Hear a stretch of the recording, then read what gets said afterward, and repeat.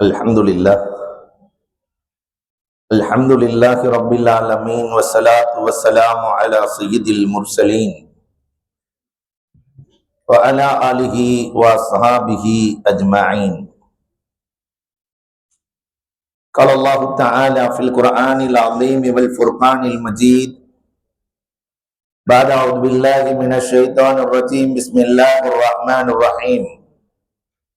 ربنا هب لنا من أزواجنا وذرياتنا قرة أعين وجعلنا للمتقين إماما.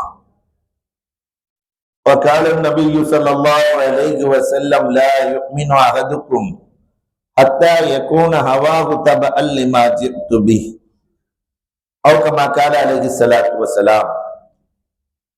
صدق الله مولانا العظيم وصدق رسوله النبي الكريم ونحن على ذلك من الشاهدين والشاكرين والحمد لله رب العالمين. புகழ் அனைத்தும் அல்லாஹ் ஒருவனுக்கே.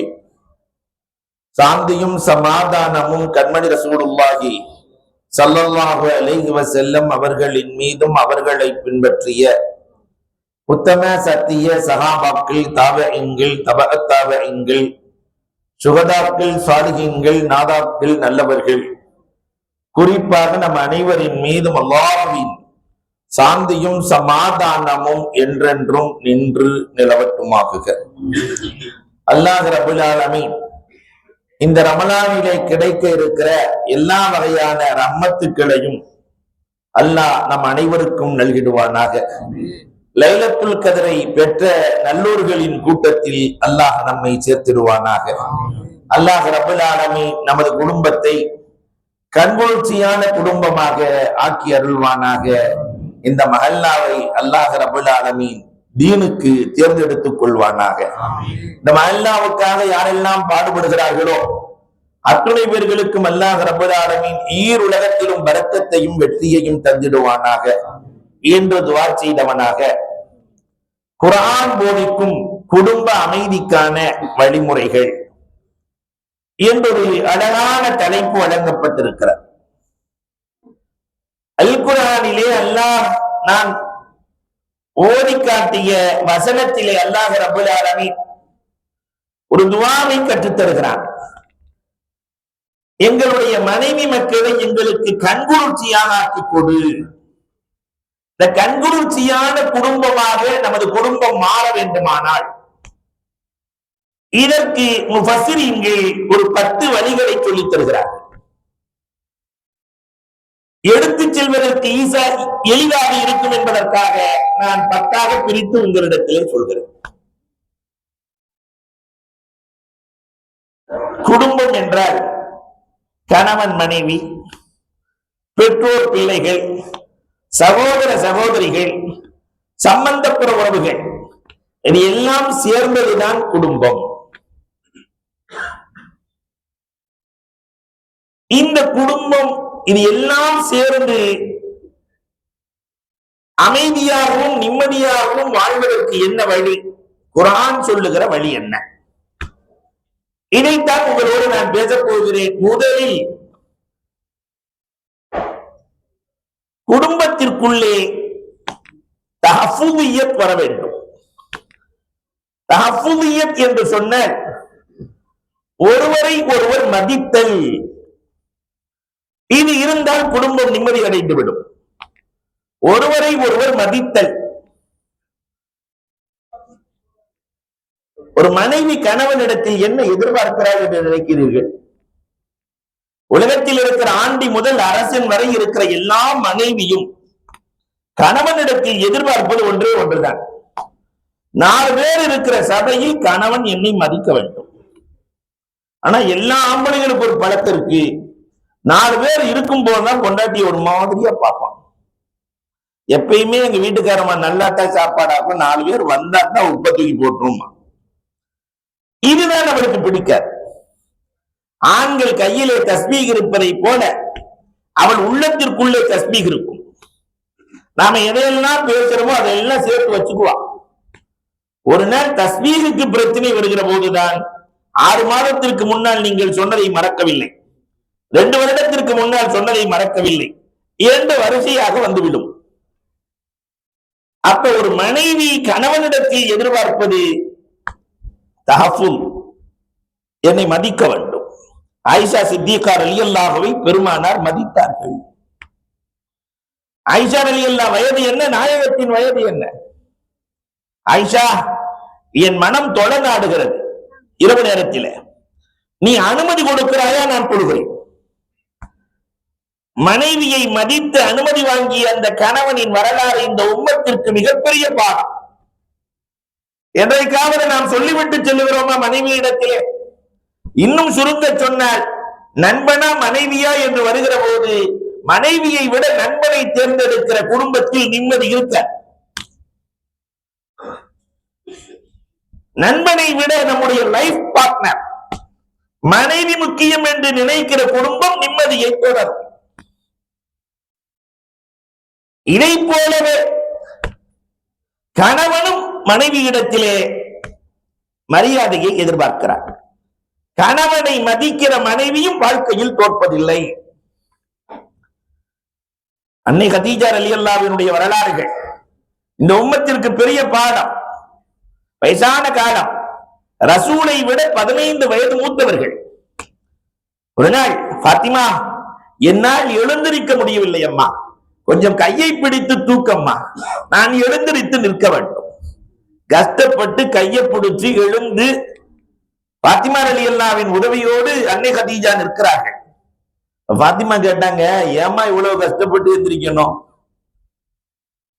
கதீஜா ரலியல்லாஹு சொன்னாங்க, கஸ்தூரி மனம் வருகிறது தெரிகிறதா? அப்படியானால் என் கணவர் கண்மணி நாயகம் வருகிறார்கள் என்று பொருள். என் கணவர் வருகிற போது நான் என்றைக்கு அமர்ந்திருந்து வரவேற்பேன்? எழுந்திருத்துத்தானே நான் வரவேற்று பழக்கம். அதனால் நான் எழுந்து வரவேற்கிறேன். கணவனை மதித்த மனைவி. இன்றைக்கு அந்த மரியாதை, கணவனுக்கான மரியாதை மனதில் இருந்தால் அந்த குடும்பம் நிம்மதியை கண்டிப்பாக தொடரும். ஆனா 2000 வரை இதெல்லாம் தொடர்ந்து இருந்தது. நாம் பார்த்த காலம். ரஹ்மத்துல்லாங்கிற ஆளு பொண்ணே கிடைக்காது. ஏன்னா கணவன் பேரை சொல்றத அவமரியாதையாக கருதுவார்கள். அதனால சலாம் கொடுக்கும் போது தொழுகையில் அஸ்ஸலாமு அலைக்கும் ரஹ்மத்துல்லான்னு சொல்ல வேண்டியிருக்கும். அதனால ரஹ்மத்துல்லான்னு பேரு தொழுகையில கூட சொல்வதற்கு அச்சப்பட்டார்கள், புருஷன் பேரை சொல்ல. அப்புறம் கொஞ்சம் காலம் மாறியது, புருஷன் பேரை சொல்றதுல ஒண்ணும் பிரச்சனை இல்லைன்னு ஆச்சு. இப்ப அப்படி எல்லாம் இல்ல. டே குண்டா எந்துடுறா புருஷனை, உனக்கு அறிவு இருக்கான? இந்த போடாவாடா கலாச்சாரங்கள் என்றைக்கு வந்ததோ குடும்பம் அமைதியை குலைத்தது. கணவனை மதிக்காத மனைவி குடும்பத்திற்குள் நிம்மதியை பார்க்க முடியாது, அமைதியை பார்க்க முடியாது, சந்தோஷத்தை பார்க்க முடியாது. மார்க்கம் தஃபூயத்தை சொல்கிறது. இதை போலவே பெற்றோரை மதித்தல் பிள்ளைகளுக்கு கடமை. பெற்றோரை மதித்தல். சுருங்க சொல்வதாக இருந்தால் இப்படி சொல்லலாம், இந்த தலைமுறைதான் பெரியோர்களை மதித்த கடைசி தலைமுறை. நாம பார்த்திருக்கிறோம். நடைமுறைகளையும் கொஞ்சம் கொண்டு வாருங்கள். 75 வயசு தகப்பனர் 50 வயசு தன்னுடைய மகனை பார்த்து சொல்லுவாரு, என்னடா இப்படி செஞ்சிட்ட, மண்டையில மூளை இல்லையாம்பார். 50 வயசு மகன் அமைதியாக கேட்ட காலம் நாம் பார்த்த காலம். இன்னைக்கு 5 வயசு பிள்ளைகிட்ட மண்டையில மூளை இல்லையான்னு கேட்க முடியல. கேட்டா யாருக்குன்னு கேக்குது, யாருக்கு இல்லையா? கணக்கு போட்டு பார்க்கலாமாங்குது, டிராயிங் பண்ணலாமாங்குது. பாருங்க, வாயெல்லாம் பல்லு, வரப்பெல்லாம் நெல்லு. அன்பிற்குரியவர்களை எண்ணி பார்க்கிறோம். இந்த மரியாதை இருந்த காலம் வரை குடும்பத்தில் நிம்மதி தொடரும். ஒரு குடும்பத்திலே அண்ணனை மதித்த தம்பி, தம்பிக்காக வாழ்ந்த அண்ணன், இதெல்லாம் அழகான குடும்பம். ஆனால் அதையெல்லாம் நாம் இன்றைக்கு இழந்து கொண்டே வருகிறோம். ஒருவரை ஒருவர் மதிக்க கற்றுக்கொள்ள வேண்டும், மதிக்க கற்றுக்கொள்ள வேண்டும். யாக்கூப் அலைஹிஸ்ஸலாம் யூசுப் அலைஹிஸ்ஸலாத்தை பார்ப்பதற்காக வருகிறார்கள். எத்தனை வருஷத்துக்கு பின்னாடி? 40 வருஷத்துக்கு பின்னாடி. மகனை தேடி 40 ஆண்டுகளுக்கு பிறகு கனானில் இருந்து மிஸ்ருக்கு வருகிறார்கள், ஈஜிப்டுக்கு வருகிறார்கள். மகன் அரியணையில உட்கார்ந்து இருக்காங்க யூசுப் அலைஹிஸ்ஸலாம். தகப்பனார் நின்றுகிட்டு இருக்கிறாங்க. உடனே ஜிப்ராயில் அலைஹிஸ்ஸலாம் இறங்கி விட்டார்கள். யூசுப் அலைஹிஸ்ஸலாம் அவர்களே, இந்த நிலை தொடர்ந்தால் உங்கள் நபித்துவத்தை அல்லாஹ் பிடுங்க சொல்லிவிட்டார். தகப்பனார் நின்று கொண்டிருக்கிறார், நீங்கள் உட்கார்ந்திருக்கிறீர்கள். தகப்பனார் நிற்கிற போது உட்காருவதா மரியாதை? என்ன அற்புதமான விஷயம்! இன்னைக்கு அப்படிலாம் இல்ல. தகப்பனாருக்கு ஆளப்புள்ள நிக்கிறார், மகனுக்கு அதை பற்றிய உணர்வே இல்லை. தகப்பனை மதிக்க தவறுகிற குழந்தை ஜெயிக்க முடியவே முடியாது. உலகத்திலே தாய் தகப்பனை மதித்தவர்கள் தோற்றதில்லை, மதிக்காதவர்கள் ஜெயித்ததில்லை. குடும்பத்துக்குள்ள முதல்ல தேவைப்படுவது அமைதிக்கு என்ன தேவை? ஒருவரை ஒருவர் மதித்தல். இதை சொல்றதெல்லாம் எடுத்துட்டு போகணும். ஏதோ இங்க வந்து கேட்டுட்டு வெளியே போகணும்னு எல்லாத்தையும் விட்டுட்டு ஓடிடக்கூடாது. வேடச்சந்தூர் பஸ் பார்க்க வந்த மாதிரி ஆயிடக்கூடாது. நம்ம அடிக்கடி சொல்றது உண்டு. இந்த வேடச்சந்தூர்காரர் பஸ் பார்க்க போனாராம். கொண்டாட்டி சொல்லி விட்டுருக்கு, திண்டுக்கலுக்கு போகணும், எப்ப பஸ் வரும்னு பார்த்துட்டு வாங்க. பஸ் ஸ்டாண்டுக்கு போன உடனே அவர் கொஞ்சம் ஒரு மாதிரியான ஆளு, அவ்வளவு பஸ் எப்ப வரும் திண்டுக்கலுக்குன்னு கேட்டிருக்கிறார். போனது திரும்ப வந்துடும், இப்பதான் போயிருக்குது, போனது திரும்ப வந்துடும் அப்படியே சொல்லிட்டு போயிருக்கிறார். மறந்துடுவோம், போனது திரும்ப வந்துடும், போனது திரும்ப வந்துடும். மழை பெஞ்சு அப்பதான் ஓஞ்சிருக்குது. ஒரு ஓரத்துல போய் சத்திரத்துல உட்கார்ந்து இருக்கிறார். பயிரெல்லாம் செழித்து அறுவடை நேரம். பக்கத்துல விவசாயி மழையே பெய்யக்கூடாது ரப்பேன்னு கேட்டுட்டு உட்கார்ந்து இருக்கான். அவன் பக்கத்துல போய் உட்காந்து போனது திரும்ப வந்துடும், போனது திரும்ப வந்துடும். எப்படி இருக்கும்? வாழ்நாள் ஒரு அறை கொடுத்தான், உள்ளது போகணும்னு சொல்றான். அடிச்ச அடியில பாக்கி எல்லாம் மறந்து போச்சு. உள்ளதும் போகணும், உள்ளதும் போகணும், உள்ளதும் போகணும் சொல்லிக்கிட்டே போனா ஒருத்தன் 1.5 கண்ணில் வந்துகிட்டு இருக்கான் எதிரில.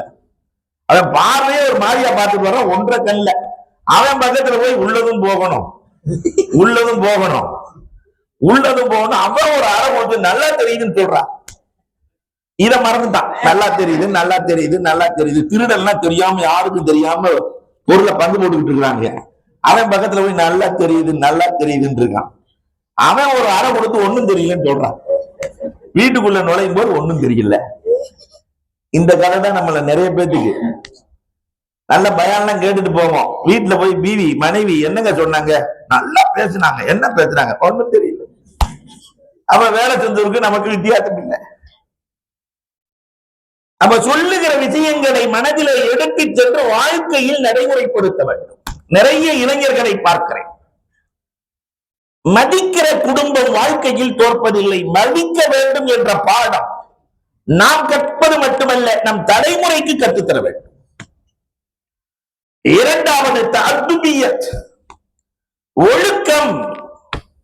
நம்மிடத்திலே ஒழுக்கம் இருந்தால் தானே நம்முடைய பிள்ளைகளிடத்தில் ஒழுக்கம் வரும். இந்த ஒழுக்க விஷயத்திலே இன்றைக்கு பெரியோர்கள் பெற்றோர்கள் எல்லாம் தவறு செய்கிறோம். இவர் பீடியை குடிச்சிட்டு பிள்ளைய குடிக்காதா, அதை ரவுண்ட் ரவுண்டா விடுவான் இல்லையா? ஒழுக்கம் வேண்டும். பெருமானார் ஸல்லல்லாஹு அலைஹி வஸல்லம் அவர்கள் ஒழுக்க விஷயத்திலே ரொம்ப கவனமாக இருந்தார்கள். வரலாறுகளை பாருங்கள். ஃபாத்திமா ரலியல்லாஹு தஆலாவை வளர்த்த விதம், ஹலால் ஹராமை சொல்லிக் கொடுப்பது மட்டுமல்ல, ஃபாத்திமா எப்படி உண்பது, எப்படி உடுத்துவது, எப்படி பேசுவது, அத்தனை நாகரீகங்களையும் பெருமானார் வளர்க்கிற போதே பிள்ளைகளுக்கு கற்றுக் கொடுத்து வளர்த்தார்கள். இன்னைக்கு ஒழுக்கம் வீழ்ந்து கிடக்கிறது, ஒழுக்கம் வீழ்ந்து கிடக்கிறது. தமிழன் கூட ஒழுக்க விஷயத்திலே 2000 ஆண்டுகள் தொடர்ந்து ஒழுக்கத்திலே அவன் என்றைக்குமே விட்டுக் கொடுப்பதில்லை. அதனால தமிழன் இப்படி சொல்லுவான், தமிழர்கள் இயற்கையிலேயே அவதாரங்களை 10ஆக்கி, கோள்களை 9ஆக்கி, திசைகளை 8ஆக்கி, நாட்களை 7ஆக்கி, சுவைகளை 6ஆக்கி, பூதங்கள் பஞ்சபூதம் பூதங்களை 5ஆக்கி, வேதங்களை 4ஆக்கி, கனிகளை 3ஆக்கி, முக்கணிகள் 3ஆக்கி, இனங்களை 2ஆக்கிய, ஆண் பெண் என்று 2ஆக்கிய தமிழன் ஒழுக்கத்தை மட்டும் 1ஆகத்தான் வைத்திருக்கிறார். ஒழுக்கம் ஒன்றுதான். ஒரு மனிதனுக்கு உயர்வை தருவது ஒழுக்கம் மட்டும்தான். தனி மனித ஒழுக்கம் என்ன ஆனது? இன்றைக்கு ஒரே பெட்டில் படுத்திருக்கிறாங்க புருஷன் பொண்டாட்டி. இவர் யார் கூடயோ சேட் பண்ணிட்டு இருக்கிற, அந்த அம்மா யார் கூடயோ செல்போன்ல சேட் பண்ணிட்டு இருக்குது. சேட்டையிலேயே பெரிய சேட்டை சேட்டிங் சேட்டை. இன்றைக்கு இருக்கிற இளவல்களினுடைய நிம்மதி போனது, குடும்பத்தில் நிம்மதி இல்லை. காரணம் இந்த சேட்டிங் சேட்டைகள். இது என்ன குடும்ப ஒழுக்கமா? மார்க்கம் ஒழுக்கத்தை எவ்வளவு தூரம் பார்க்கிறது. பெருமானார் ஸல்லல்லாஹு அலைஹி வஸல்லம் ஹுசைன் ரலியல்லாஹுவினுடைய வாயில் ஒரு பேரித்தம்பழம் இருக்கிறது. அதை எடுத்து, தம்பி இது நபிமார்களின் குடும்பத்திற்கு ஆகாது, சதக்காவின் பொருள் வேண்டாம், இந்த ஒழுக்கத்தை கற்றுக் கொடுத்தார்கள். இன்றைக்கு ஒழுக்கத்தை கற்றுக் கொடுக்கிற பெரியவர்களும் இல்லை. அதனால பிள்ளைகளுக்கு கதை சொல்லி ஒழுக்கம் சொல்லி வளர்க்காததால் இன்றைய பிள்ளைகளை கார்ட்டூன் வளர்த்துக் கொண்டிருக்கிறது. கரடியும் புலியும் சிங்கமும் கதை சொன்னால்தான் இந்த குழந்தைகளுக்கு பிடிக்கிறது. மனிதர்கள் சொன்னால் பிடிக்கவில்லை. கரடி கதை சொல்லணும், புலி கதை சொல்லணும். இதுதான் இப்ப உலகம் எங்கே செல்லுகிறது, நிம்மதி எங்கே கிடைக்கும்? அதனால் குழந்தைகளுக்கு ஒழுக்கத்தை சொல்லிக் கொடுங்கள். எனக்கே நடந்த நிகழ்வை சொல்லுவேன்.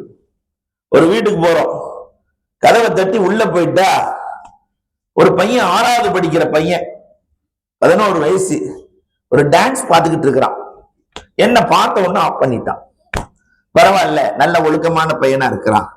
அண்ணன்காரன் வந்தான், ஏண்டா டிவி ஆஃப் பண்ண? இல்ல அஜர்த்து கெட்டு போயிடக்கூடாதுன்னு ஆஃப் பண்ணிட்டேன்ட்டான். தெளிவா இருக்கிறான். அவ தெளிவு இருக்கிறது, விளக்கம் இருக்கிறது, எல்லாம் இருக்கிறது. ஒழுக்கம் இருக்கிறதா? வீட்டுக்குள்ளே நுழைந்தால் எப்படி வரவேற்க வேண்டும் என்ற பண்பு இன்னைக்கு போயிடுச்சு. எல்லாம் செல்போனு தான். 4 பேர் இருந்தா 4 பேரும் செல்போனிலே சஜிதா செய்து கொண்டிருக்கிறார்கள்.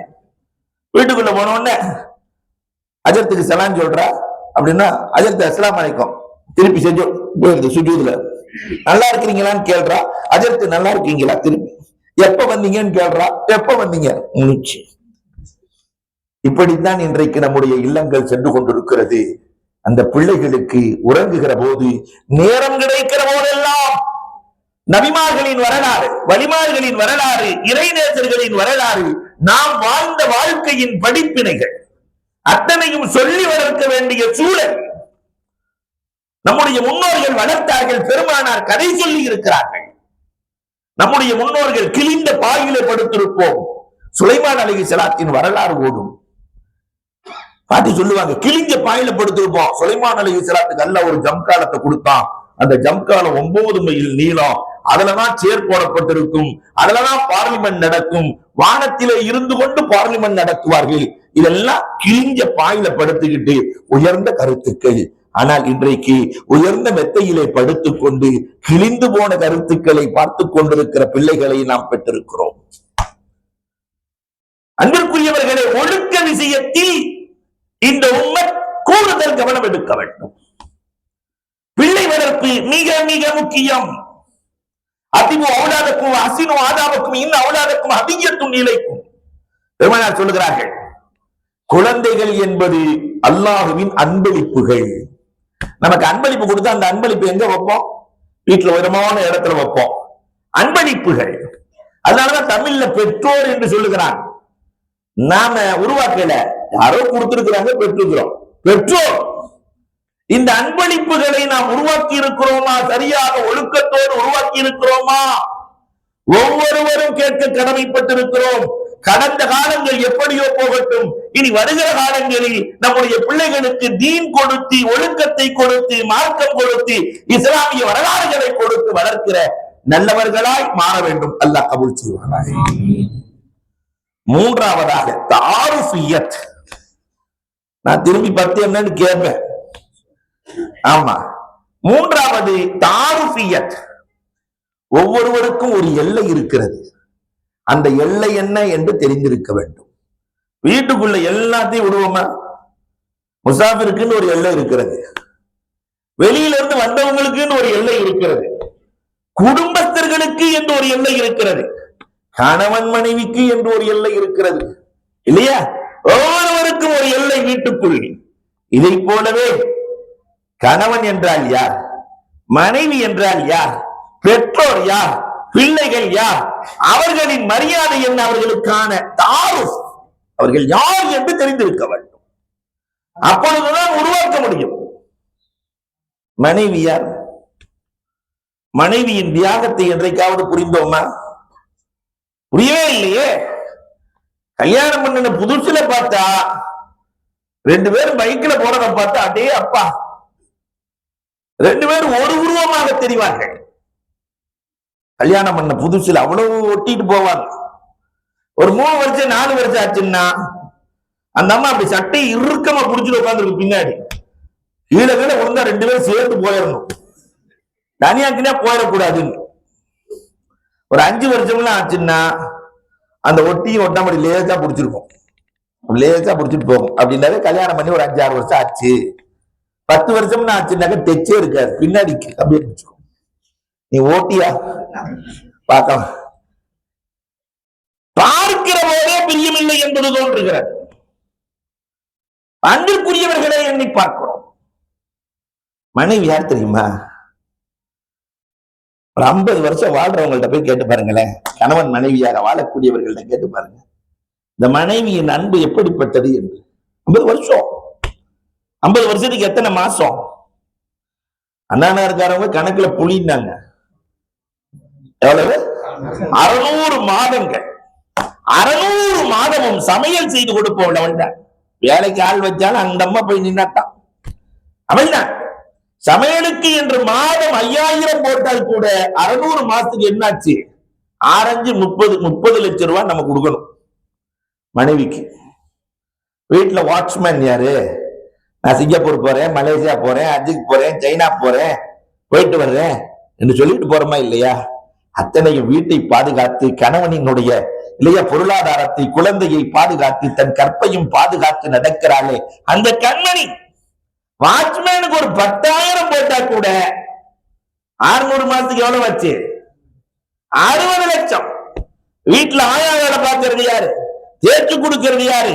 கணவன் கண்குளிர்ச்சியாக இருக்க வேண்டும் என்று நடப்பது யார்? இதையெல்லாம் தாண்டி ரத்தத்தையே பாலாக மாற்றி கொடுக்கிறாங்க. இதுக்கு எத்தனை கோடி கொடுக்கிறது? எவ்வளவு கொடுக்கிறது? கோடி கொடுத்தாலும் கிடைக்குமா? 2 ஆண்டு காலம் தாய்ப்பால் கொடுத்து ஒருவனை உயர்வாதவனாக, சிறந்தவனாக, ஆரோக்கியம் உள்ளவனாக 75 வயசு வரைக்கும் ஒருத்தர் நல்லா இருக்காருன்னா அவர் தாழ்பாயில் கொடுத்ததனுடைய பலன் ஸ்ட்ராங். இவருடைய எக்ஸசைஸ் எல்லாம் இல்ல. இதையும் தாண்டி பிரசவம் செத்து பிழைக்கிறாள். யோசிச்சு பாருங்க, 10 மாசம் செத்து பிழைக்கிறாள். எந்த பெண்ணாவது சொல்லிட்டான்னு வச்சுக்கோங்களேன், நான் 2 புள்ள பெத்துட்டேங்க, என்னால முடியாதுங்க, இப்ப ஏஐ எல்லாம் வந்துருச்சுங்க, அதனால விஞ்ஞானம் முன்னேறிடுச்சுங்க, என் கர்ப்பத்தை கூட தர்றேங்க, அதை தூக்கி உங்க வயிற்றுல வச்சு நீங்க ஒரு 2 பிள்ளைய பெத்துக்கங்க என்ற ஆண்களிடத்திலே சொன்னால் எந்த ஆண் தயாராக இருக்கிறார்? புள்ள பெத்துக்க தயாராக இருக்கிற ஆண்கள் உலகத்தில் யாராவது இருக்கிறார்களா? பிரசவம் செத்து பிழைக்கிறாள். அல்லாஹு அக்பர். கடைசியில அவ்வளவு கஷ்டத்தை முடிச்சுட்டு குழந்தை பிறந்த உடனே இன்சியல் யாரான்னா வாப்பா. கஷ்டப்படுறதெல்லாம் உண்மை. 10 மாசம் இன்சியல். கணவனுக்காக தியாகம் செய்கிற தியாகி அவள். அதில் அவளை புரியணும். அவள் தியாகி, கணவனுக்காக செய்கிற தியாகி. அஜர்த்தவன் அந்த பேச்சு பேசுறாளே, அஜர்த்து தெரிஞ்சுக்கிட்டா இப்படி எல்லாம் சொல்றீங்க? உரிமை இருக்கிறது, பேசுகிறாள். நம்மை விட்டால் வேறு யார் இருக்கிறார்கள்? கணவன் உறங்கிய பிறகு உறங்குவாள், கணவன் எழுவதற்கு முன்னால் விழித்துக் கொள்ளுவாள், பின் தூங்கி முன் எழும் பேழையவள். இதையும் தாண்டி என் கணவனுக்கு முன்னால் சுமங்கிலியாக நான் இறந்துவிட வேண்டும் என்று நினைக்கிறாள். ஒரு பக்கெட் அது மாறி போய் இல்லையா, எவ்வளவு சிரமம். சுமங்கிலியாக இறக்க வேண்டும். இந்த தியாகியை பெருமானார் பாராட்டி இருக்கிறார்கள்.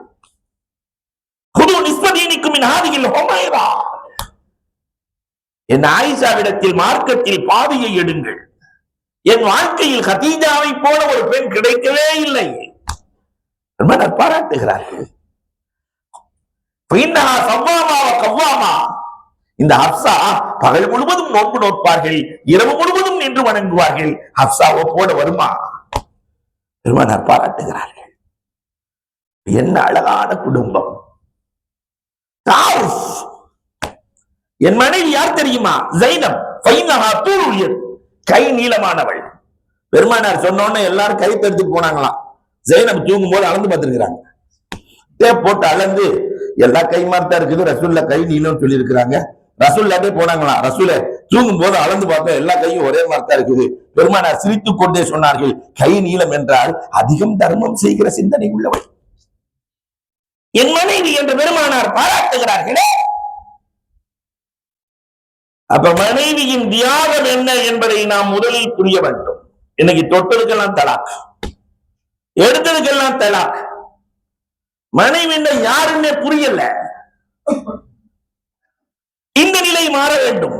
மனைவியை புரிந்து கொள்ளுகிற கணவனாய் நாம் மாற வேண்டும். அதே மாதிரி மனைவியும் கணவனை புரிந்து கொள்ள வேண்டும். இந்த புரிதலில் பிரச்சனை ஏற்படுகிற போதுதான் குடும்பத்தில் கலக்கமும் கலகமும் ஏற்படுகிறது. கணவன் யார்? சாதாரணமான கல்யாணம் பண்ணினதுல இருந்து கபரஸ்தானுக்கு செல்லுகிற வரை எல்லாம் குடும்பம் தானே. அவனுக்கு வேறு சிந்தனையே இல்லை. என் மனைவி என் மக்கள், என் மனைவி என் மக்கள்.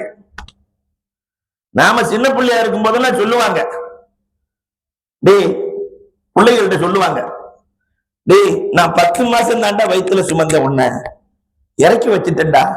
உன் தகப்பனாரு என்னையும் உன்னையும் தலையிலும் தோளிலும் இதுவரை சுமந்து கொண்டிருக்கிறார். ஒவ்வொரு கணவனும் இப்படித்தான் மனைவியையும் பிள்ளைகளையும் வாழ்நாள் முழுக்க கபருக்கு செல்லுகிற வரை தலையிலும் தோளிலும் சுமப்பவன் கணவன். இத மனைவிமார்களும் புரியணும் இல்லையா? ஆனா புரிஞ்சிருக்கிறோமா? மனைவிமார்கள் என்ன சொல்றோம்? கணவன் அவ்வளவு பெரிய தியாகி. ஆனா பிள்ளைகள்கிட்ட, டே கோப்பனை நம்பாத, அது லூஸ், அது பேச்ச கேட்டா நீ விளங்க மாட்டடா, ஒரு காலத்தில் நம்பாத. நான் சிரிக்க சொல்லவில்லை. இன்றைய சமூகத்தில் அந்த பெண்கள் ஆண்களை தவறாகவே தவறாகவே தவறாகவே நினைத்து வருகிறார்கள். என்னதான் நியமத்துக்களை அள்ளி கொட்டினாலும் பெருமானார் அன்றே சொன்னார்கள்,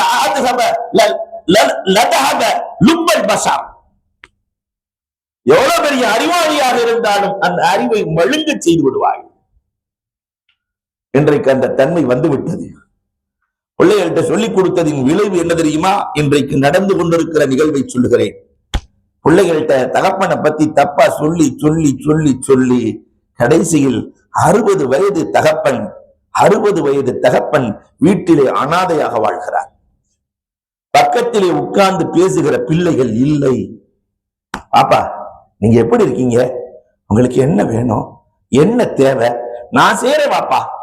உங்கள் கடந்த கால வாழ்க்கையை சொல்லுங்கள், அதிலிருந்து பாடம் பெற்றுக் கொள்ளுகிறேன். நீங்கள் பட்ட தழும்புகள், பட்ட கஷ்டங்களை சொல்லுங்கள் என்று கேட்கிற பிள்ளைகள் இன்றைக்கு இல்லை. அல்லாஹ் அக்பர். இது எங்கே கொண்டு போய் நிறுத்தும் என்று தெரியவில்லை. அப்ப ஒருவரை தகப்பன் யார் என்று தெரிந்திருக்க வேண்டுமே, கணவன் யார் என்று தெரிந்திருக்க வேண்டுமே, தெரியல. அல்லாஹ் அக்பர். இந்த தாருஃப், ஒருவரை ஒருவர் அறிந்து வைத்திருத்தல் மார்க்கத்தில் மிக மிக அவசியம். பெருமானார் ஸல்லல்லாஹு அலைஹி வஸல்லம் இதை வலியுறுத்தி கொண்டே இருப்பார்கள். உங்க யார் தெரியுமா? பெருமானார் சொல்லிக் கொடுப்பாங்க. யார் தெரியுமா? சொர்க்கவாசி. அப்பா அந்த அம்மா கையெடுத்தால் வானின் கதவு திறக்கும். அந்த கௌலா கது சமி அல்லாஹு கௌலஹா. பெருமானார் சொல்லுகிறார்கள், தாயின் பெருமையை, தகப்பனின் பெருமையை சொல்லி வளர்க்கிறார்கள். ஆனா இன்னைக்கு அதை சொல்லுகிற அந்த எல்லை என்ன என்று வகுத்து கொடுக்கிற பண்பாடு இன்றைக்கு நமக்கு இல்லாமல் போனது. இனியாவது ஒருவரை ஒருவர் புரிந்து வாழுகிற பழக்கம் உள்ளவர்களாக வாழ வேண்டும். அல்லாஹ் கபூல் செய்தருள் புரிவானாக. 4வது தனசுரியத், குடும்பத்திற்குள்ளே ஒருவருக்கொருவர் உதவுதல். அண்ணன் தம்பி அக்கா தங்கச்சி இதுவும் நமது குடும்பம் தான். ஆனால் என்ன உதவி இருக்கிறோம் கொஞ்சம் எண்ணி பாருங்க. அண்ணன் கஷ்டப்படுகிற போது தம்பி நன்றாக இருக்கிறார். ஆனால் அண்ணனை தூக்க வேண்டும் என்ற எண்ணம் தம்பிக்கு இல்லை, தம்பியை தூக்க வேண்டும் என்ற எண்ணம் அண்ணனுக்கு இல்லை. ஒரு குடும்பம் பிறகு எப்படி சந்தோஷமாக இருக்கும்? இரத்த உறவுகளே பாதிக்கப்பட்ட உறவுகளாக மாறிப்போயிருக்கிற சமூகத்தில் வாழ்ந்து கொண்டிருக்கிறோம். இதே சென்னையில நான் கண்டிருக்கிறேன், நான் கண்டதை சொல்லுகிறேன். இதே சென்னையில ஒருத்தர் மிகப்பெரிய கொடை வண்ணன், நான் எங்க என்னென்ன சொல்லல, பேர் சொல்லல, என்ன இறந்து போயிட்டார். அல்லாஹ் அவருடைய கபடி சொர்க்கத்தின் பூங்காவனமாக்குவானா. மதரசா பள்ளிவாசல் எல்லாத்துக்கும் அள்ளி கொடுப்பார். சொந்த தம்பி துபாயில கிளீனிங் வேலை, 2 பொம்பளை புள்ள ஒரு பையன். சொந்த தம்பி கொடுக்கல, சண்டை. சொந்த தம்பியோடு உறவில்லை. ஊருக்கெல்லாம் கொடுத்தார், மதரசாக்களுக்கு கொடுத்தார், மசீதுகளுக்கு கொடுத்தார், எல்லாம். தம்பிமார் பிள்ளை எதுவுமே இல்லை. வாழ்க்கை என்பது ஊஞ்சல் மாதிரி, ஏறியவன் இறங்குவான், இறங்கியவன் ஏறுவான். திடீர்னு தொடர்ந்து காய்ச்சல், பிளட் கேன்சர், இரத்த புற்றுநோய் சிகிச்சை பெற்றுக் கொண்டிருக்கிறார். பார்க்க சென்ற நேரத்திலே அதிசயம் காத்திருந்தது. அந்த தம்பிதான் அண்ணனுக்கு பணிவிடை செய்து கொண்டிருக்கிறார். எந்த தம்பி வானா வானா வாடாண்டாரோ அந்த தம்பி என்னை பார்த்த உடனே 2 பேருமே அழுதார்கள். நான் சொல்றது ஒரு 17-18 வருஷம். அண்ணன் சொன்னது இன்னும் நினைவில் இருக்கிறது. அதுல அன்னைக்கு நிறைய பணம் இருந்துச்சு, என் தம்பிக்கு கொடுக்கணும்னு மனம் இல்லை, எல்லாத்துக்கும் கொடுத்தேன், தம்பிக்கு கொடுக்கல. இன்னைக்கு நிறைய மனம் இருக்கு, விட்டுட்டேங்க, ஆனா கொடுக்க பணம் இல்லை. மனம் இருக்கிற நேரத்தில் பணம் இல்லை, பணம் இருக்கிற நேரத்தில் மனம் இல்லை. வாழ்க்கை. அல்லாஹ் அக்பர். அப்ப தம்பி அழுது கொண்டே சொன்னாரு, காசு என்ன காசு ஹஜ்ரத், 2 விரல காட்டி எங்க அம்மா நீங்க 2 பேரும் இப்படி இருக்கணும்டா என்று சொல்லிவிட்டு இறந்தார்கள். அது நடக்காமல் போய்விடுமோ என்று இருந்தேன். என் தாயின் துவா கபூலாயிடுச்சு. திருப்பி 2 பேரும் சேர்ந்து இருக்கிறோம்.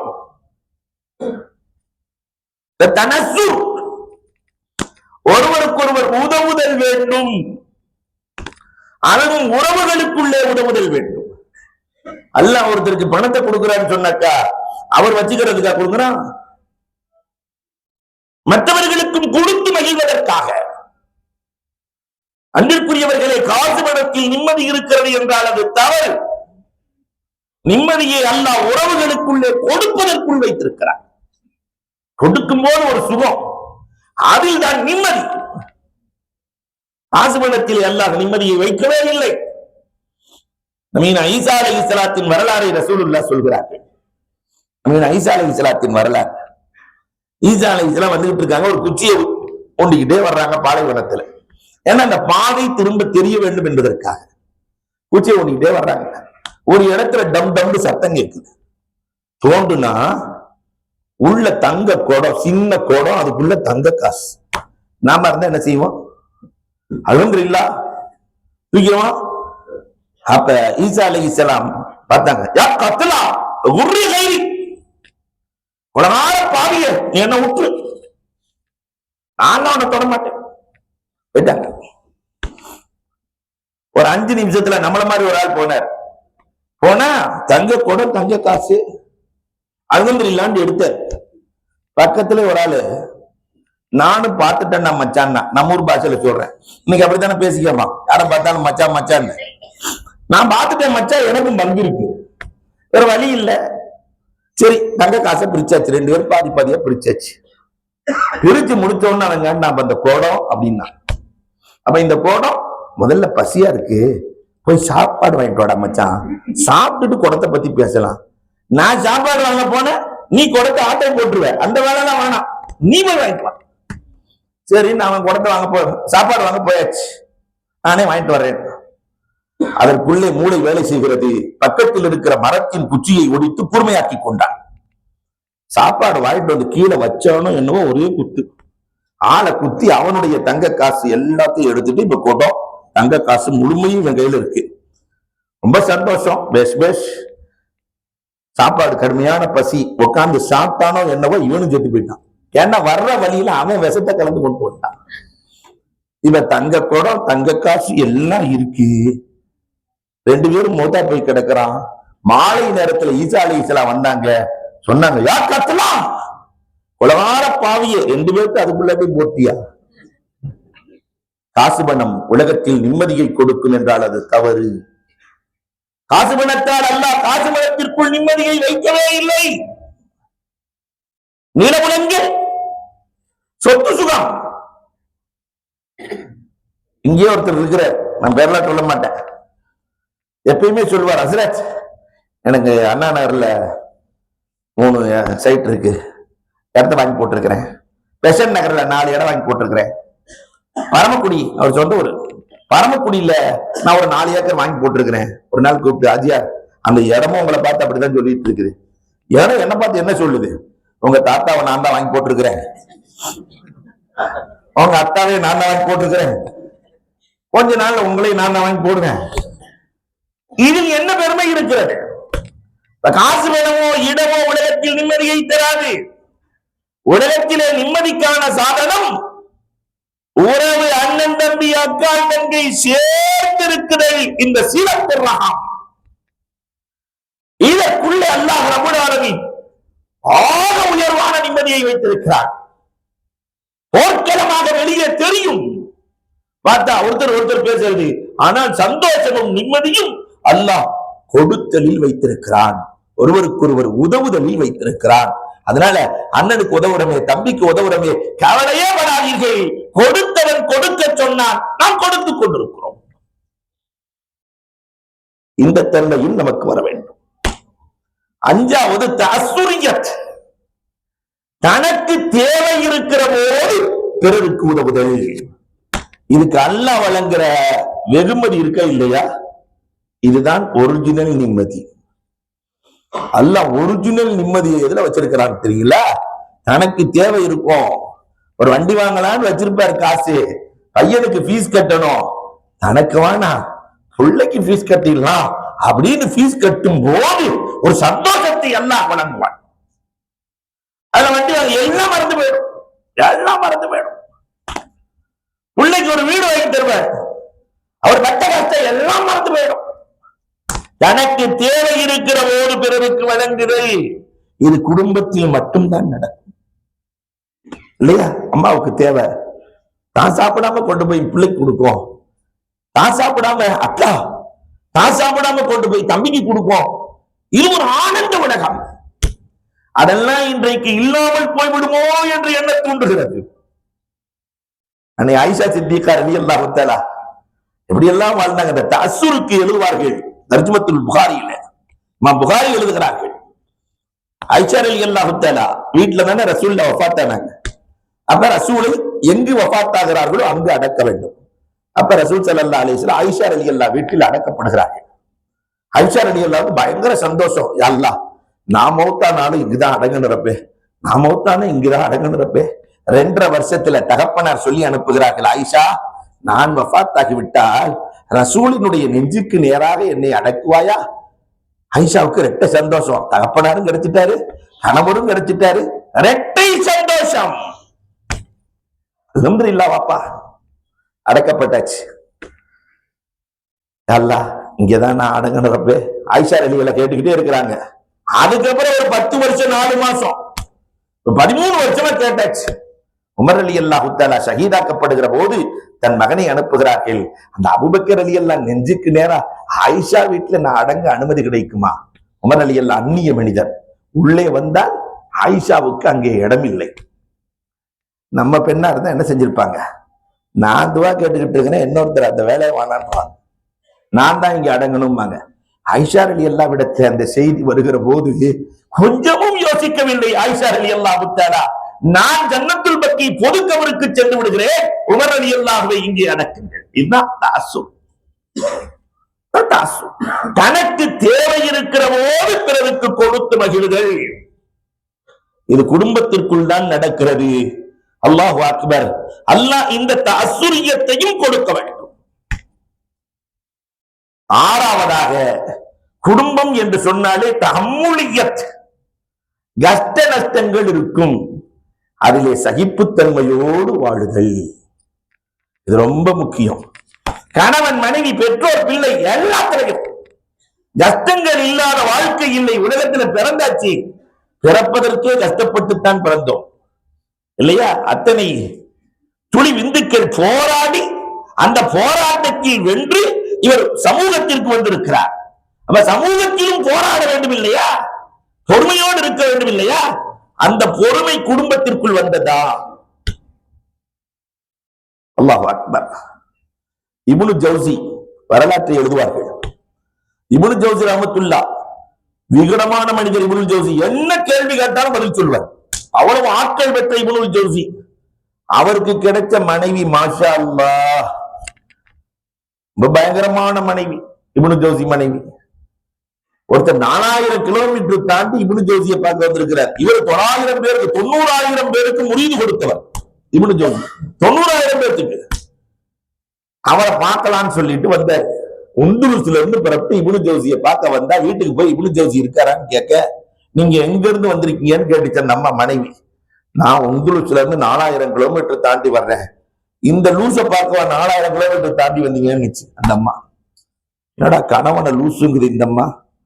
நம்ம வந்த இப்னு ஜௌசி வேறாலோ இல்லம்மா, அந்த முரீதெல்லாம் கொடுக்குறாரு அந்த இப்னு, அந்த ஆளைத்தான் சொல்றேன்.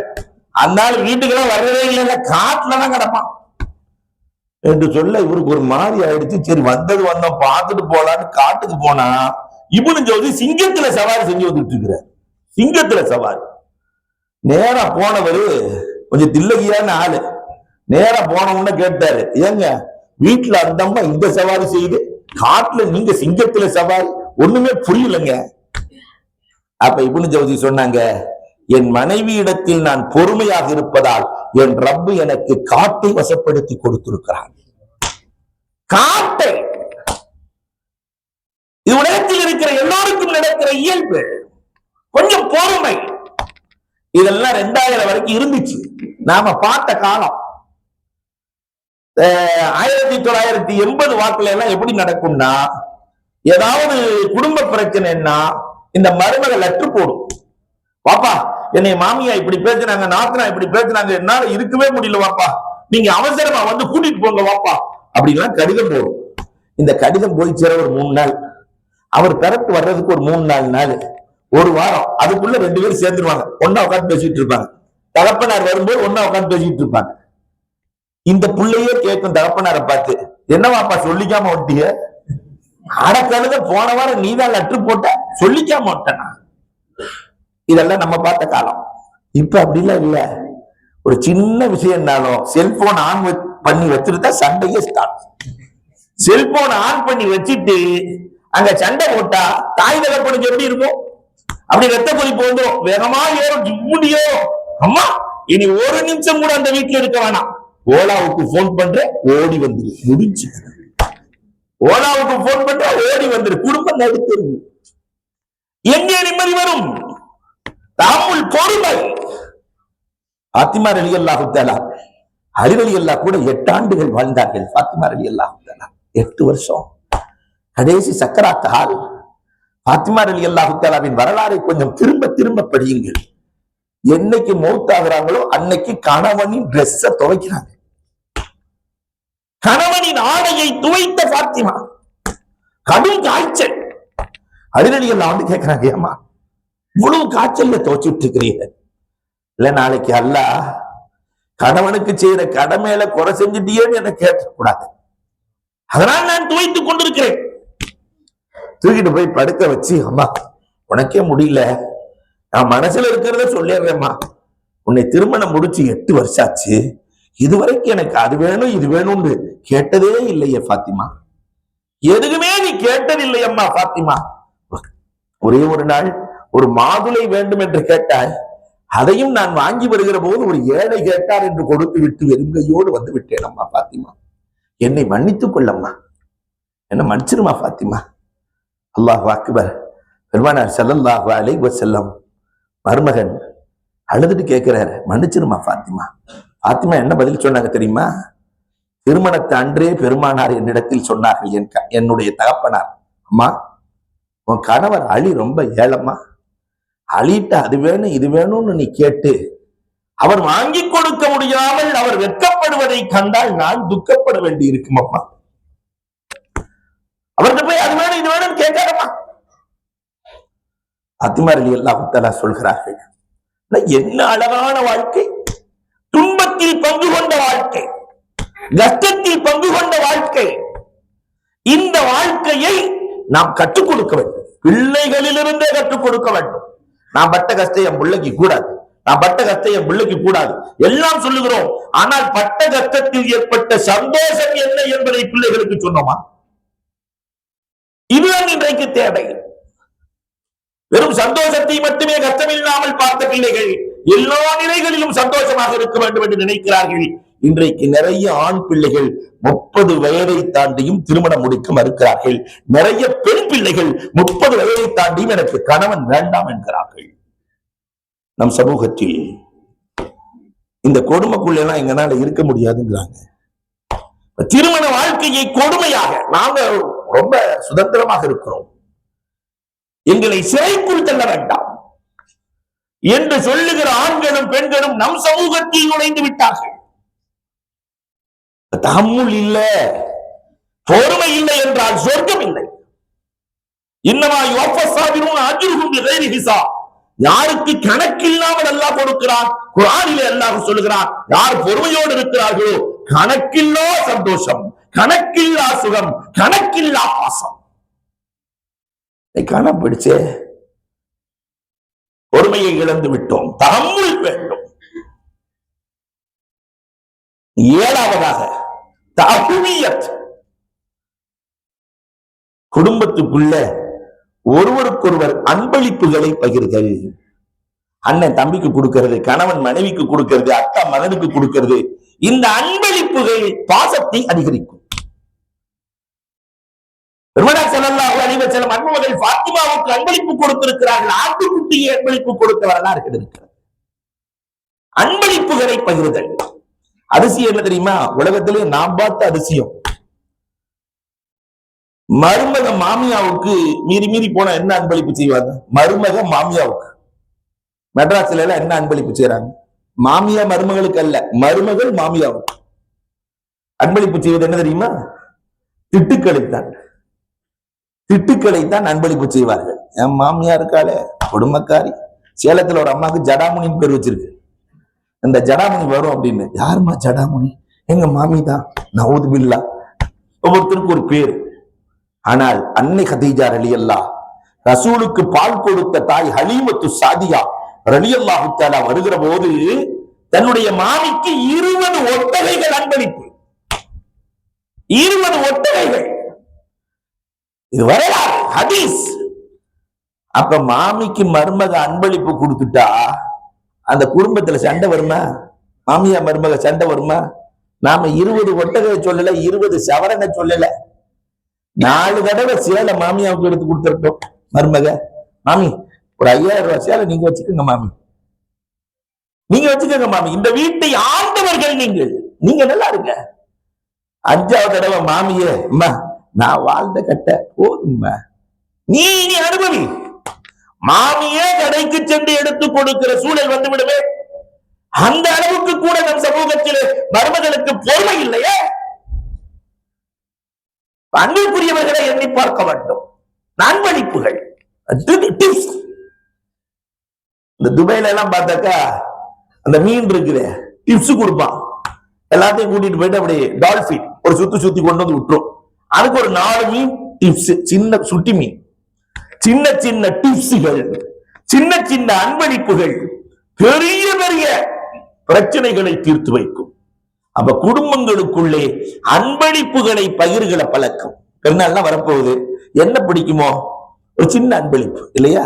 அம்மா உன் கூட 25 வருஷமா வாழ்ந்துட்டேம்மா, போய் மனைவிட்ட 25 வருஷமா உன் கூட வாழ்ந்துட்டேன், பெருநாள் வரப்போகுது, அதனால இன்ஷா அல்லாஹ் ஒரு 5 சவரன்ல ஒரு நல்ல நகையா வாங்கி கொடுக்கலான்னு நினைக்கிறேன், காசு இல்லைன்னு சொன்னீங்கன்னு வச்சுங்க. அஜர்த்து சொல்லி இருக்கிறாரு. இனி பயானுக்கே போக வேணாம்யா, அதுக்குத்தான் இப்படி சொல்லிக்கிட்டே இருக்கேன் நானு. அன்பிற்குரியவர்களே, சின்ன பொருளாக இருந்தாலும் மனம் ஒப்ப அர்ப்பணிப்புகளை செய்கிற பழக்கம் உறவுகளுக்குள்ளே ஒற்றுமையை ஏற்படுத்தும். எட்டாவதாக தஷக்குரியத், குடும்பத்திற்குள்ளே நன்றி உணர்வு வேண்டும். உபகாரத்தை மதிக்க தெரியும். இன்னைக்கு அது குறைஞ்சுக்கிட்டே வருது. அண்ணன் செஞ்ச உபகாரம் தம்பி மதிக்கிறது இல்ல, தம்பி செஞ்ச உபகாரத்தை அண்ணன் மதிக்கிறது இல்ல, என்ன கிழிட்டுனாங்க என்று சொல்லுகிற அவலம் இன்றைக்கு நம் சமூகத்தில் அதிகரித்திருக்கிறது. பெருமானார் சின்ன சின்ன உபகாரத்திற்கு வெறும் பால் கொடுத்தார்கள். ஒரே ஒரு நேரம் ஸைத் ரலியல்லாஹு பால் கொடுத்தார்கள். அவர்களை கூட பெருமானார் ஸல்லல்லாஹு அலைஹி வஸல்லம் சின்ன உபகாரத்திற்கு அல்லாஹும்ம ஜம்மில்ஹு வ அதிம் ஜமானா, யா அல்லாஹ் இவரை அழகாக்குவாயாக, இந்த அழகை நிரந்தரமாக்குவாயாக. சின்ன சின்ன அன்பளிப்புகள் பெரிய பெரிய லாபங்கள் இல்லையா? அதே மாதிரி சின்ன சின்ன விஷயங்களுக்கும் நன்றி செலுத்துகிற மனோபாவம் பெருமானார் உருவாக்குனாங்க. அப்ப அல்லாஹ் கொடுத்த இந்த குடும்ப உறவுக்கு நன்றி செலுத்த வேண்டாமா? ஆயிஷா ரலியல்லாஹுவினுடைய கல்யாணம் எப்படி நடந்துச்சு, ஃபாத்திமா ரலியல்லாஹுடைய கல்யாணம் எப்படி நடந்துச்சு, இதெல்லாம் பாருங்களேன். அப்படியே பார்த்துட்டு வரும்போது அலி ஃபாத்திமா திருமணம் ரொம்ப அதிசயமா இருக்கும். அலி ரலியல்லாஹுக்கும் ஃபாத்திமா ரலியல்லாஹுக்கும் எப்படி கல்யாணம் நடந்துச்சு, நம்ம அதை சொல்லும் போதுதானே தாலி கட்டுறாங்க. அல்லாஹும்ம அல்லி பைன அலியின் வ ஃபாத்திமா தாலி கட்டுறாங்கல்ல. அந்த திருமணம் எப்படி நடந்தது? ஃபாத்திமா ரலியல்லாஹு அபூபக்கர் ரலியல்லாஹு போய் பொண்ணு கேட்கிறாங்க, எனக்கு கொடுத்துருங்க ரசூலே ஃபாத்திமாவை. ரசூலுல்லாஹ் பேசவே இல்லை, அமைதியா இருக்காங்க. சரி கிடைக்காதுன்னு முடிவு பண்ணிட்டாங்க. உமர் ரலியல்லாஹு போய் கேட்கிறாங்க, அப்துர் ரஹ்மான் இப்னு அவுஃப் ரலியல்லாஹு கேட்கிறாங்க. பெரும் பெரும் கோடீஸ்வரர்கள் ஒண்ணும் பேசல. ஆனா 21 வயசு அலி ரலியல்லாஹு நண்பர்கள் எல்லாம் சேர்ந்து பொண்ணு கேட்க தள்ளி விட்டாங்க. ரசூலுல்லாஹ் தொழுதுட்டு உட்கார்ந்து இருக்காங்க, அலியே நீ போய் பொண்ணு கேளுன்னு தள்ளி விட்டாங்க. பெருமானார் உட்கார்ந்து இருக்கும் போது அலி ரலியல்லாஹு போய் அத்தையாத்துல உட்கார்றாரு. ரசூலுல்லாஹ் அம்மா ஹாஜத்துக்கு யாலி, என்ன விஷயமா வந்து உட்கார்ந்து இருக்கிறீங்க அலியே? அலி ரலியல்லாஹு எப்படி கேட்க முடியும், தலையை சொல்லிடுறாங்க. இல்ல ரசூலுல்லாஹ் அது ஹாஜத்துக்கு யாலி இல்ல, உங்க மக ஃபாத்திமாவை நான் பெண் கேட்கிறேன். நேரடியா நான் பெண் கேட்கிறேன். பெருமானார் ஒண்ணும் பேசல. அஹ்லன் வ ஸஹ்லா, அஹ்லன் வ ஸஹ்லா. உலகத்தில் முதலில் இந்த அரபி வார்த்தையை பயன்படுத்தியது நாயகம். வெல்கம் இங்கிலீஷ்ல. இந்த வார்த்தையை உலகத்தில் முதலில் அலி ரலியல்லாஹுக்கும் ஃபாத்திமா நாயகிக்கும் பெருமானார் பயன்படுத்திய வார்த்தை அஹ்லன் வ ஸஹ்லா. இன்னைக்கு அரபு தேசம் எங்க போனாலும் எழுதியிருக்கா இல்லையா, அஹ்லன் வ ஸஹ்லா. யாருக்கு பயன்படுத்திய வார்த்தை? ஆனா வெளியே போன உடனே நண்பர்கள்லாம் ரசூலுல்லாஹ் என்ன சொன்னாங்க, ஒண்ணுமே சொல்லல, சும்மாவே உட்கார்ந்துருந்தாங்க, ஒண்ணுமே சொல்லலையா? அல்ல அஹ்லன் வ ஸஹ்லன் சொன்னாங்க. அஹ்லன் சொன்னாவே பெரிய விஷயம், ஓகே ஆயிடுச்சுன்னு அர்த்தம். இந்த சஹ்லன் வேற சேர்த்து சொல்லி இருக்கிறாங்க. திருமணம் நடக்கும். திருமணம் நடந்தது. திருமணம் முடிந்த அந்த இரவு ஃபாத்திமா அலியை பார்த்து கேட்கிறார்கள், ஏழதானே ஆனாலும் நீங்கள் கிடைத்ததற்காக ஒரு 2 ரக்காத் நான் நன்றி செலுத்தி தொழுது கொள்கிறேன். ஃபாத்திமா அலிட்ட சொல்றாங்க, அலி ரலியல்லாஹு சொல்றாங்க, அலிநாயகம் ஃபாத்திமா சொர்க்கத்து தலைவி, நீ கிடைத்ததற்காக 2 ரக்காத் நான் தொழுது கொள்கிறேன். கல்யாணத்துல எத்தனை பேர் தொழுது இருக்கிறோம் யோசிச்சு பாருங்க. செம்பிளி ஆடு மாதிரியே அலைஞ்சிருப்போம் இல்லையா? கல்யாணத்தை மாலையை தூக்கி போட்டு உட்காருன்னா உட்காருவாரு, அப்படியே போவாரு. 2 ரக்காத்துக்கள் கணவன் மனைவிக்காக, மனைவி கணவனுக்காக இந்த நன்றி செலுத்தி குடும்பத்தை ஆரம்பித்தார்கள். கடைசி வரை நன்றி உள்ளவர்களாக இருந்தார்கள். இன்னைக்கு நாம நன்றி உள்ளவர்களாக இருக்கிறோமா? ஹன்சா சகோதரரின் மீது அதிக பாசம். பெருமானார் ஸல்லல்லாஹு அலைஹி வஸல்லம் கேட்கிறாங்க, இந்த உறவுகள் எவ்வளவு ஆழமான உறவுகள். ஹன்சா 4 பிள்ளைகளை ஷஹீதாக்கிய பெண்மணி. போர்க்களத்துக்கு அனுப்பி 4 பேரும் ஷஹீத். துஆ கேட்கிறாங்க அந்த அம்மா, 4 பிள்ளைகளும் ஷஹீதாகணும். நாளை மறுமையிலே அழைக்கப்படுகிற போது உம்மு ஷுஹதா, ஷஹீதுகளின் தாய் என்று அல்லாஹ் என்னை அழைக்க வேண்டும். அந்த அம்மா எவ்வளவு பயங்கரமா இருக்கும். பெருமானார் கூப்பிட்டு கேட்டாங்க, உன்னுடைய கணவன், உன்னுடைய மகன், உன் சகோதரன் 3 பேரும் சிறைபிடிக்கப்பட்டு யாராவது ஒருவருக்குத்தான் உயிர் பிச்சை என்று அந்த அரசாங்கம் சொன்னால், மன்னன் சொன்னால், நீ யாரை தேர்வு செய்வாய்? உன்னுடைய கணவன், உன்னுடைய மகன், சகோதரன், யாரை தேர்வு செய்வாய்? நம்மள்ட்ட கேட்டு நம்ம யாரை சொல்லுவோம்? யாரை கேடு கேட்டாலும் பரவாயில்ல, என் புள்ள நல்லா இருந்தா போதும். இப்படிதானே சொல்லுவோம். ஆனா ஹன்சா சொன்னாங்க, அப்படி ஒரு நிலை வந்தால் நான் என் சகோதரனை தேர்வு செய்வேன். பெருமானார் என்ன காரணம் கேட்டாங்க. கணவன் இல்லை என்றால் மார்க்கம் வேறு மனம் செய்து கொள்ள அனுமதி அளித்திருக்கிறது. பிள்ளை இல்லை என்றால் இன்னொரு பிள்ளையை என்னால் பெற்றுக்கொள்ள முடியும். சகோதரனுக்கு வேறு வழி இல்லையே ரசூலே, சகோதரனுக்கு வேறு வழி இல்லையே. என் உடன் பிறந்த சகோதரர்கள், சகோதரிகள். அல்லாஹு அக்பர். பெருமானார் அறிவை பாராட்டுகிறார்கள்.